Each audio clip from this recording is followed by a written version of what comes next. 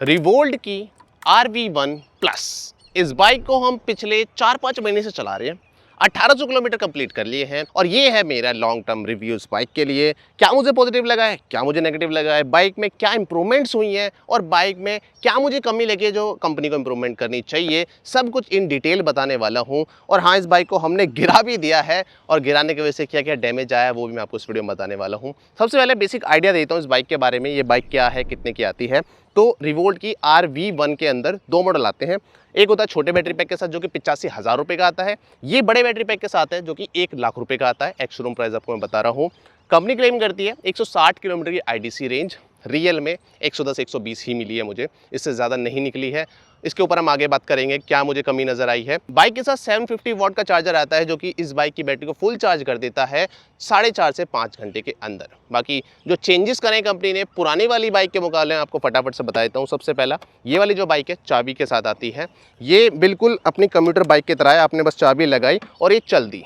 यहाँ पे रिमोट का कोई खेल नहीं है, ना यहाँ पे कोई सेंसर वगैरह है। सिंपल जैसे आपकी कंप्यूटर बाइक होती है, जैसे TVS रेडर हो गई या कंप्यूटर सेगमेंट की जो अदर बाइक्स होती हैं उसकी तरह ये बिल्कुल वर्क करती है। फंक्शनैलिटी बिल्कुल सिमिलर हो जाती है किसी भी पेट्रोल बाइक से, तो इसे चलाना बिल्कुल सिमिलर ही है किसी भी पेट्रोल बाइक के। दूसरा चीज़ यहाँ पे क्या करा है, इन्होंने बेल्ट को हटा के यहाँ पे अब चेन ड्राइव यूज़ कर दी है, जिसका फ़ायदा सीधा सा हो जाता है कॉस्ट। अगर आपकी बेल्ट टूटती है तो 3,000 रुपये की बदलती है, अगर चेन टूटती है तो रिपेयर भी हो जाती है और बेल्ट के मुकाबले सस्ती आती है। पहले के मुकाबले डिस्प्ले भी इन्होंने अच्छी कर दी है, काफ़ी बड़ी हो चुकी है, विजिबिलिटी इंक्रीज हो गई है। एक जो चीज़ मुझे अच्छी लगी, एक तो यहाँ पे टाइम आ चुका है। दूसरा, जब इसे आप चार्ज पे लगाते हो तो डिस्प्ले में आपको दिखता है कि भाई अब चार्जिंग में कितना टाइम है, तो ये भी इन्होंने अच्छी चीज़ कर दी है। इसके अलावा इसकी जो लोड कैपेसिटी है वो भी इंक्रीज करके कंपनी ने कर दी है 250 किलो। पुरानी वाली बाइक के अंदर 150 किलो आती थी, 250 किलो मोर देन इनफ हो जाता है भाई। 100 किलो के 2 बंदे बैठ जाए तो भी 50 किलो की कैपेसिटी रह जाती है। सीट इन्होंने प्लेन कर दी है और अच्छी खासी लंबी भी है, जहाँ पे 2 बंदे अगर हैवी हैं तो आ जाएंगे, पतले पतले 3 भी आ जाते हैं। हालांकि मैं कहूँगा 3 बंदे बैठ के मत चलाना। बाकी अगर हम बात करें तो बाइक जो है आपको थोड़ी थोड़ी नज़र आएगी इनकी RV400 से मिलती जुलती ही। बेसिक चीज़ें उन्होंने बदल दी है, जैसे ग्रैब हैंडल चेंज कर दी है, कम्यूटर टाइप इसे बनाने की कोशिश की गई है। बहुत सी चीज़ों में यहाँ पे कॉस्ट कटिंग की गई है, जिसके वजह से इस बाइक को इस प्राइस पॉइंट पर लाना संभव हुआ है। जैसे कि यहाँ पे कोई भी स्पीकर नहीं है जैसे पुरानी वाली बाइक में आता था। यहाँ पे कोई रिमोट फंक्शन नहीं है जो कि अगेन कॉस्टली होते हैं। कनेक्टिविटी का कोई ऑप्शन नहीं है यहाँ पे, उसके भी पैसे लगते थे। तो सारी चीज़ें हटा दी हैं, जिसकी वजह से बाइक की जो प्राइसिंग थोड़ी कम हो गई है। अब बात करें अगर हम पॉजिटिव नेगेटिव भी, लेकिन उससे पहले ये बता देता हूँ कि हमने बाइक गिरा भी दी थी और गिराने से क्या हुआ है। तो देखो फ़ायदा क्या हुआ हमें। आप ये लेग गार्ड देख रहे हो, ये थोड़ा मुड़ा हुआ आपको दिख रहा होगा। मैं इसे 35 की स्पीड पर चला रहा था और टर्न ले रहा था, वहाँ पे थोड़ी बजरी सी पड़ी थी और 35 की स्पीड पे ये बाइक गिर गई। अब गिरने से क्या हुआ, क्या क्या दिक्कतें आई हैं वो दिखा देता हूँ मैं आपको। सबसे पहले तो अपना जो लेग गार्ड है वही मुड़ गया। दूसरा, यहाँ पे जो शीशा है आपको दिख रहा होगा, यहाँ पे हल्का सा स्क्रैच आया है। ब्रेक लीवर जो है, जो कि टूटने के लिए बने होते हैं, यहाँ से इतना टूट चुका है। यहाँ पे आपको हल्का सा स्क्रैच दिख रहा होगा, बहुत माइनर स्क्रैच है। और यहाँ हेडलाइट के पास भी हल्का सा स्क्रैच आया है। मेन चीज़ जो मैं नोटिस करी है कि जो मेन पैनल है बाइक का, उसके ऊपर कोई भी डैमेज नहीं आया है। तो कंपनी के जो इंजीनियर्स हैं जिन्होंने इसे डिज़ाइन करा है उनके लिए थम्स अप कि इन्होंने पूरी मेन बाइक के पैनल्स को बचा लिया है। यहाँ पे डैमेज तो हुआ है लेग गार्ड को, जो कि मुड़ गया है। मैंने इसे सीधा करने की कोशिश करी, मेरे से नहीं हुआ। खैर, लेग गार्ड अगर ना होता तो नुकसान इस बाइक के अंदर थोड़ा ज़्यादा हो जाता। अब बात करते हैं कुछ पॉजिटिव पॉइंट्स की जो मुझे इस बाइक के अंदर अच्छे लगे हैं। सबसे पहला है भाई, ये एक नो नॉनसेंस बाइक है। 1800 किलोमीटर मैंने कंप्लीट कर लिए हैं।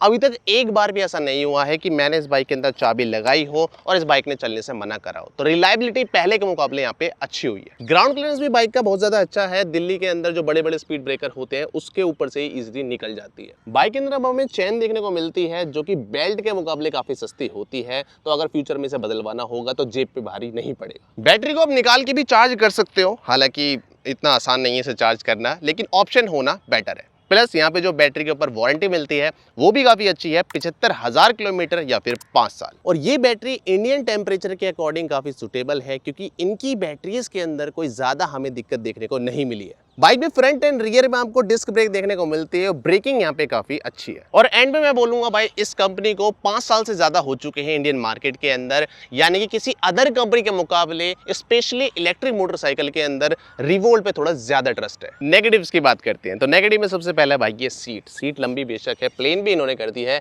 लेकिन लॉन्ग जर्नी में आपको ये थोड़ा सा अनकंफर्टेबल फील कराएगी।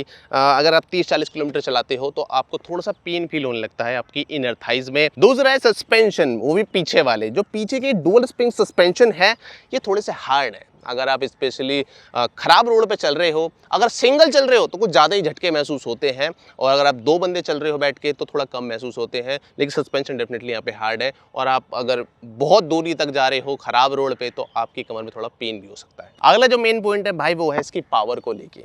इसकी जो मोटर की पावर है, ऑन पेपर आप जो भी कह लो जितनी भी है, लेकिन जब आप रियल लाइफ में चलाते हो तो आपको थोड़ी सी कम महसूस होती है। स्पेशली अगर 2 भारी बंदे बैठे हुए हैं, नॉर्मल चलने में कोई दिक्कत नहीं है, प्लेन रोड पे इजीली चलेगी, फ्लाई ओवर भी चढ़ जाएगी। लेकिन अगर कोई बड़ा सा गड्ढा आ गया, बहुत ज़्यादा बड़ा नहीं, मीडियम साइज गड्ढा आ गया, उसमें आप दोनों जने बैठे हो और आपके बाइक जो है गड्ढे में चली गई, तो आपको निकालने में वहाँ पे दिखता है कि भाई बाइक के अंदर पावर कम है, एकदम से नहीं निकलेगी, या तो आपको उतरना पड़ेगा, थोड़ा सा धक्का लगाना पड़ेगा। तो इस वाले केसेस में इसकी जो पावर है मुझे सफिशिएंट नहीं लगी। अगला है भाई इसकी हेडलाइट। हेडलाइट के अंदर वैसे कोई खास प्रॉब्लम नहीं है, लेकिन जैसे आप इसे ऑन करते हो और हाई बीम को ऑन करते हो तो हाई बीम जो है आगे जाके बिल्कुल फोकस्ड हो जाती है, वो आगे फैली हुई नहीं होती है, तो आपको साइड का कम दिखता है, बस एक फोकस पॉइंट पे आपको ज्यादा लाइट देखने को मिलती है। तो ये भी एक नेगेटिव है। अब कुछ ऐसे पॉइंट भी हैं जो कि ना ही बिल्कुल पॉजिटिव होते हैं ना बिल्कुल नेगेटिव होते हैं, ग्रे पॉइंट में यहाँ पे बोलूंगा इन्हें। तो सबसे पहला हो जाता है भाई इनका फास्ट चार्जर। कंपनी ने बोला था कि भाई ये फास्ट चार्जर देंगे इस बाइक के साथ, मतलब अलग से आप खरीद सकते हो।